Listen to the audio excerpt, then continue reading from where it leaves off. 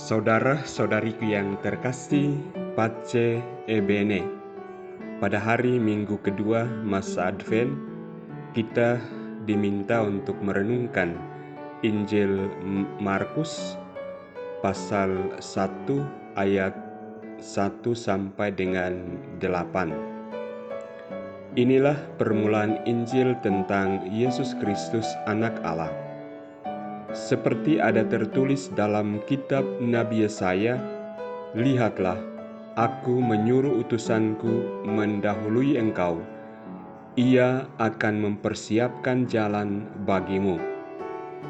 Ada suara orang yang berseru-seru di padang gurun, "Persiapkanlah jalan untuk Tuhan, luruskanlah jalan baginya." Demikianlah Yohanes Pembaptis tampil di padang gurun dan menyerukan, "Bertobatlah dan berilah dirimu dibaptis, dan Allah akan mengampuni dosamu." Lalu datanglah kepadanya orang-orang dari seluruh daerah Yudea dan semua penduduk Yerusalem, dan sambil mengaku dosanya, mereka dibaptis di sungai Yordan. Yohanes memakai jubah bulu unta dan ikat pinggang kulit, dan makanannya belalang dan madu hutan. Inilah yang diberitakannya, "Sesudah aku akan datang Ia yang lebih berkuasa daripadaku. Membungkuk dan membuka tali kasutnya pun aku tidak layak. Aku membaptis kamu dengan air, tetapi Ia akan membaptis kamu dengan Roh Kudus." Saudara-saudariku yang terkasih, sebagaimana yang dinubuatkan oleh Nabi Yesaya, Yohanes adalah suara di padang gurun yang mempersiapkan jalan bagi Sang Mesias. Yohanes mewartakan, "Bertobatlah dan berilah dirimu dibaptis, dan Allah akan mengampuni dosamu."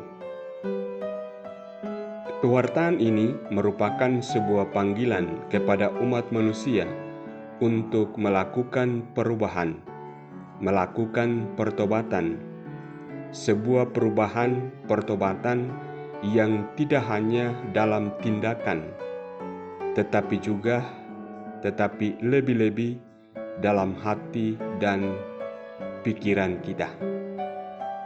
Jadi, kita diingatkan bahwa persiapan untuk menyambut Kristus tidak hanya bersifat ritual, tetapi lebih-lebih bersifat rohania, bersifat batiniah. Oleh karena itu, pewartaan pertobatan oleh Yohanes tetaplah berlaku untuk kita. Lakukanlah pertobatan, datangilah imam, dan rayakanlah sakramen pengampunan dosa, agar kita semua yang telah dibaptis boleh menjadi tempat yang pantas bagi Sang Penebus dan Penyelamat kita. Saudara-saudariku yang terkasih, gambaran Yohanes Pembaptis tentang kedatangan Kristus menekankan ketidaklayakan manusia di hadapan keagungannya. Yohanes mengakui bahwa Ia yang datang, yaitu Yesus Kristus, lebih berkuasa daripadanya. Bahkan untuk membuka tali kasutnya pun Yohanes tidak layak. Kesederhanaan dan kerendahan hati Yohanes adalah teladan bagi kita dalam menyambut Kristus. Kita diajak untuk melepaskan kebanggaan dan ego kita dan bersedia membungkuk di hadapan Sang Juru Selamat. Jadikanlah Tuhan menjadi yang pertama dan utama, dasar dan prinsip hidup kita, sehingga dalam perjalanan hidup kita tahu bagaimana harusnya bersikap, baik itu di hadapan Tuhan maupun di hadapan sesama kita.